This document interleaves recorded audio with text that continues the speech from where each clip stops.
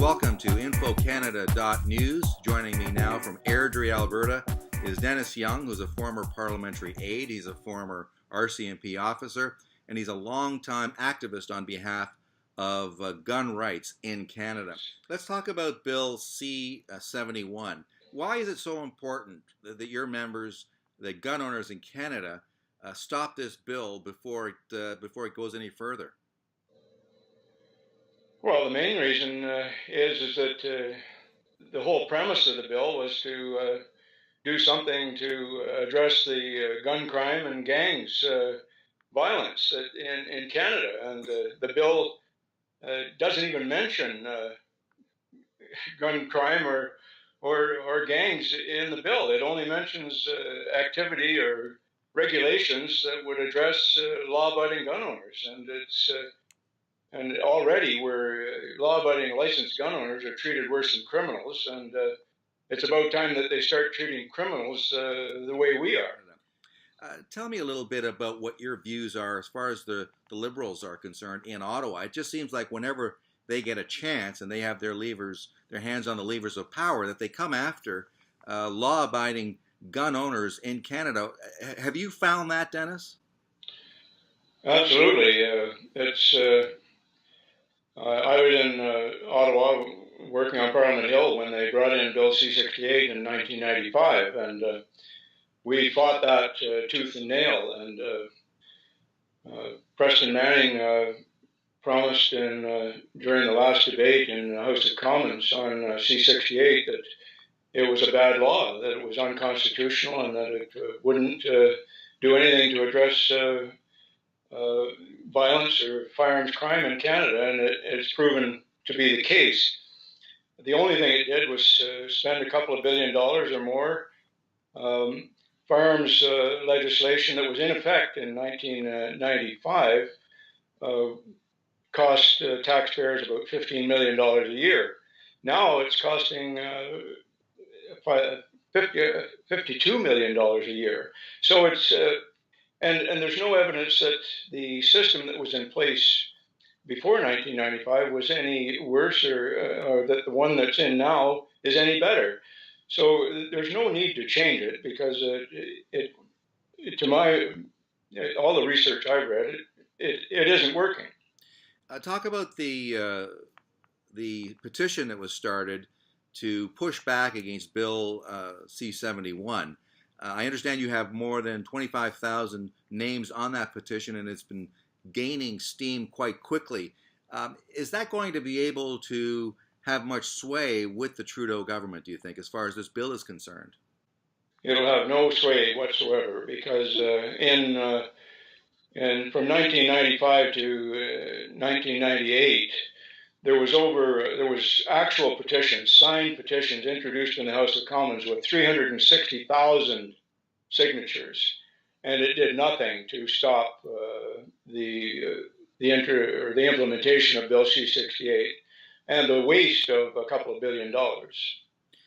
And yet there is some suggestion that the government is somewhat sensitive to the views of some people, because the Prime Minister himself has come out, as has Minister Goodale, and said, well, wait a minute, any suggestions that this is somehow the gun registry part 2 or return from the dead of the gun registry is wrong. That's not what we're doing here. So that might suggest that they're trying to be a little bit more sensitive and careful. Am I misreading that, do you think? Well, no, because the Bill C-71 only addresses the activities of the law-abiding gun owners, of licensed gun owners. It doesn't do anything it doesn't mention criminals, it doesn't mention gangs, it doesn't mention anything. I started a position, E-1605, which would force the 422,000 people that have been convicted in the courts, that have been prohibited from owning firearms, to report their change of address, just like law-abiding gun owners have to. And these are the people that are most likely to reoffend, most likely to acquire firearms illegally, and represent the most risk to police when they go to those people's homes. Not licensed gun owners. We're 3 times less likely to commit a homicide than even the general population. So firearms owners are the safest people in Canada. We're checked every day on the Canadian Police Information Center CPIC system. To any report of wrongdoing goes immediately, every 24-hour coverage every day. And the people that are the thousands, tens of thousands, the hundreds of thousands of people that have been prohibited from owning firearms aren't checked at all. There are over 2 million long gun owners, I believe, or firearms licensees, whatever that number represents, Dennis. How much of a force politically do you think they are when you compare that with, say, some of the urbanites who perhaps see a gun and think it's a terrible thing and should be confiscated? I think the firearms owners that are active are a small percentage of the 2 million licensed gun owners. I think most firearms owners are very individualistic and just want to be left alone and to do the things that they do, whether they collect firearms, whether they hunt, or whether they shoot for sport. And they aren't, for the most part, they aren't politically mobilized. I'm encouraged this time. C-68 really got a pass in Parliament and in the research that was conducted and the fight that we put on in those early days. The internet is the big change this time. And I think with Twitter, in particular Facebook, there's a lot more opportunity for people to voice their opposition to Bill C-71. I'm more optimistic now than I was with the C-68 when it was passed in 1995. But of course, the Liberals have a large majority in the House. I mean, if they can, they probably wouldn't have any real problems passing that bill, apart from having to put up with, the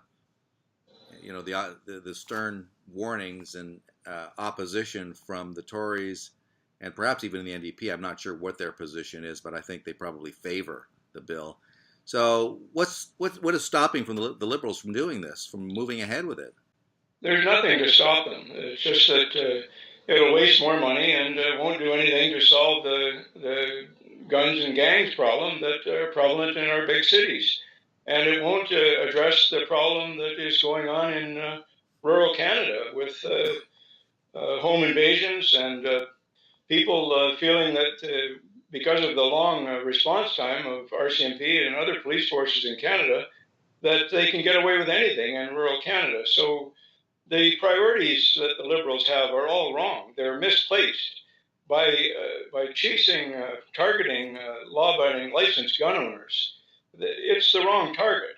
The people that are prohibited from owning firearms, the 4,222 thousand people that have been, or convicted criminals that have been prohibited from owning firearms, are the ones that need to be controlled, not law-abiding gun owners. All right. Well, listen, I thank you for spending time with us on InfoCanada.News. I appreciate this, and we may call on you sometime in the future to comment on firearms issues as they come up. Dennis Young. Well, I appreciate the extra visibility and the extra coverage of my research. Thanks very much. Bye-bye now.